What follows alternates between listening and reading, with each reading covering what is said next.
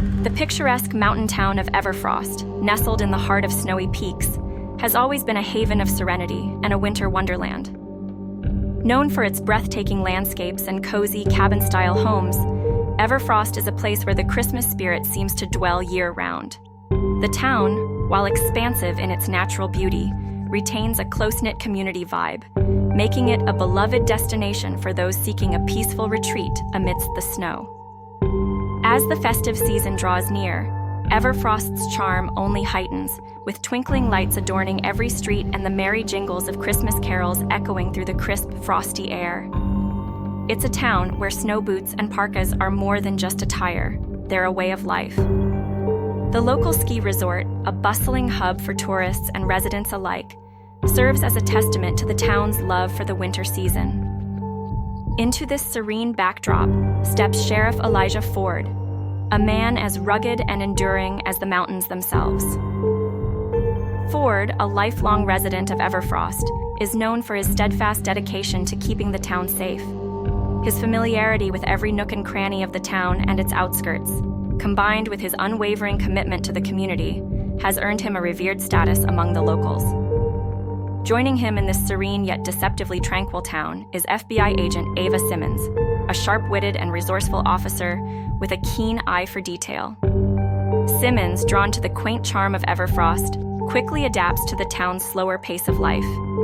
However, beneath her calm exterior lies a relentless pursuit for justice, honed by years of experience in the field. Together, these two law enforcement figures prepare to face the chilling reality that has begun to unravel in their beloved town. As Christmas approaches and the snowfall thickens, a series of horrifying events start to unfold, casting a shadow over the festive cheer. The discovery of frozen bodies, each bearing enigmatic messages carved into the ice, sends a shiver down the spine of the Everfrost community. With a sense of urgency fueled by the impending snowstorm, Sheriff Ford and Agent Simmons embark on a race against time to apprehend the frostbitten killer before another life is claimed by the icy grip of death. In the midst of winter's embrace, Everfrost transforms from a picturesque haven into a cold, cryptic puzzle that Ford and Simmons must solve. Their journey will take them through snow-covered trails and into the darkest corners of the human psyche, as they strive to uncover the truth behind the frostbitten killings. The hunt for the killer becomes not just a quest for justice, but a battle against the elements, where every footprint in the snow could be a clue, and every gust of wind whispers secrets of the town's chilling past. However, as the days shortened and the winter chill deepened, the once unbreakable sense of security in Everfrost began to fracture. It had been only a few weeks since the discovery of the first victim, a beloved local teacher known for his warm smile and kind demeanor.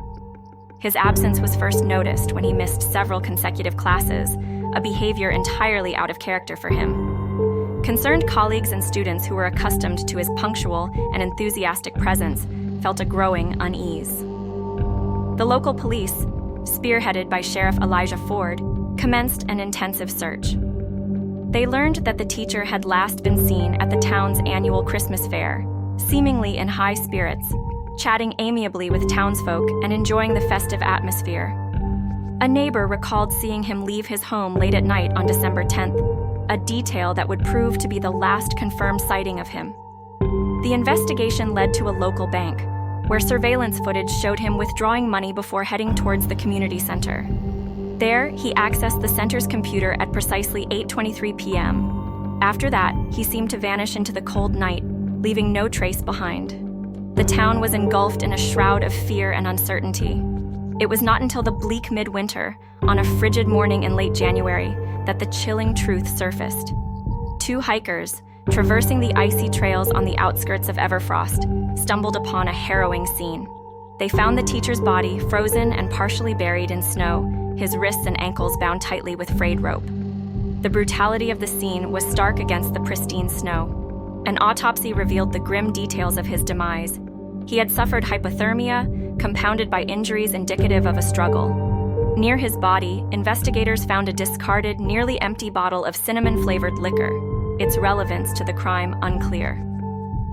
The discovery sent shockwaves through Everfrost. Criticism mounted against the police for their perceived slow response. In the wake of this tragedy, Local community leaders, including the town's mayor and members of the school board, expressed their concerns. They feared this might not be an isolated incident, and the chilling manner of the teacher's death pointed to something more sinister lurking within their midst. Students at the local high school, where the teacher had been a familiar and comforting presence, began to theorize about the nature of the crime, wondering if the teacher had been targeted for reasons unknown to them. As the snow continued to fall over Everfrost, the town found itself caught in a whirlwind of fear and uncertainty. The once joyous anticipation of Christmas had been replaced by a palpable sense of dread. Sheriff Ford and FBI agent Simmons, determined to restore peace to Everfrost, delved deeper into the investigation, aware that time was of the essence and that the frostbitten killer was still at large, hidden among the snow-laden streets and shadowy corners of their once peaceful town. In the wake of the teacher's tragic death, the town of Everfrost was awash with theories and speculation. Among these were whispers about the teacher's personal life, rumors that spread like wildfire through the tight-knit community. Despite the gossip, those who knew him best, including his closest colleagues, staunchly refuted these claims. They insisted that if there were any hidden aspects of his life, they would have been privy to them.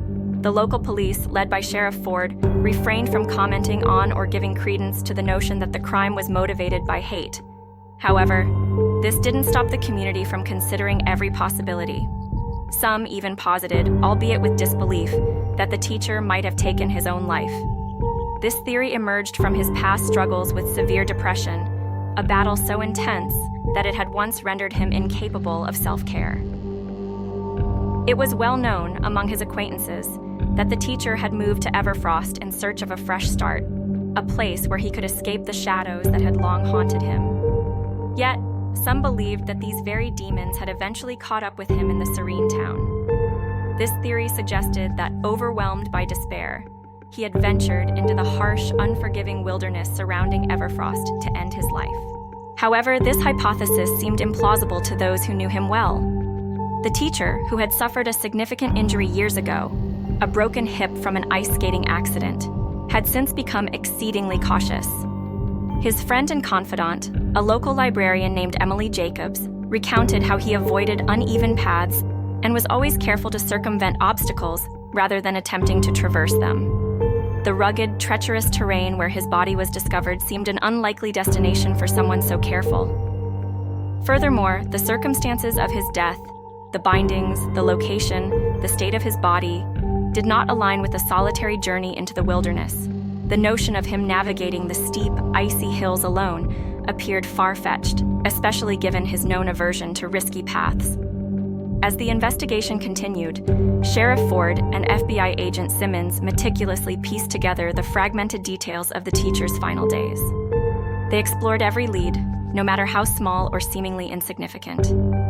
The town of Everfrost, once a sanctuary of peace and safety, had become a canvas for a much darker narrative, and the community felt the weight of this transformation.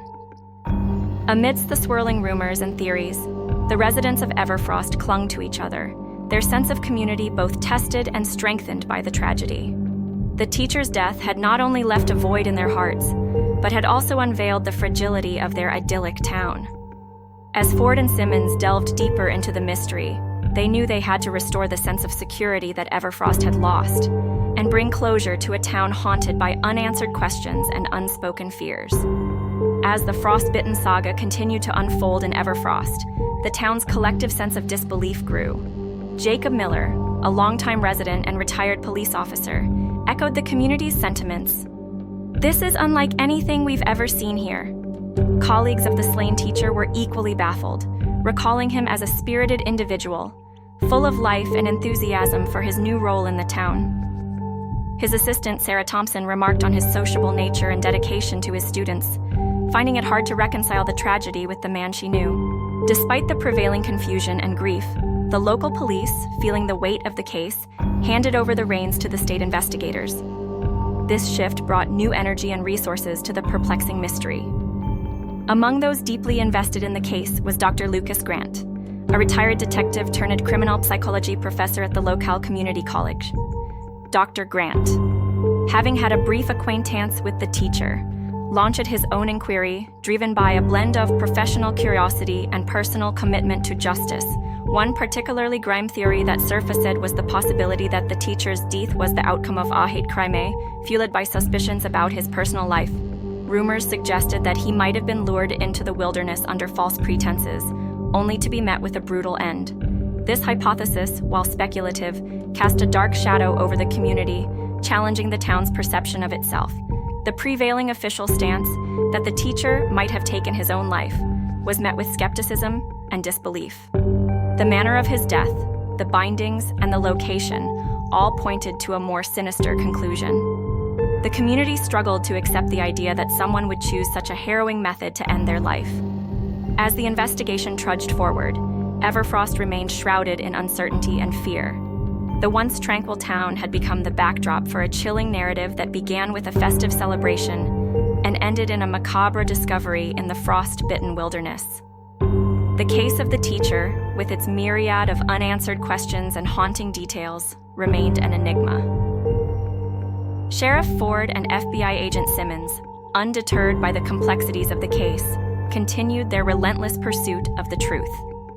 They delved into every lead, every theory, no matter how unlikely or unsettling. The people of Everfrost, united in their desire for answers and justice, clung to the hope that the perpetrator would be found and held accountable. In the heart of this close-knit mountain town, the story of the frostbitten killer lingered like a ghostly presence, a reminder of the fragility of peace and the depth of human complexity. The mystery of the teacher's death, with its inexplicable and tragic end, remained a puzzle, a dark chapter in the annals of Everfrost's history. And as the snow continued to fall, blanketing the town in its silent embrace, the residents of Everfrost yearned for the day when peace would be restored, and the shadows of doubt and fear would be lifted from their beloved community. Thanks for exploring the chilling world of true crime with us. Don't forget to like, subscribe, and click the bell button for more mysteries and criminal insights. Stay alert, stay curious, and keep unraveling the mysteries. Until next time, take care.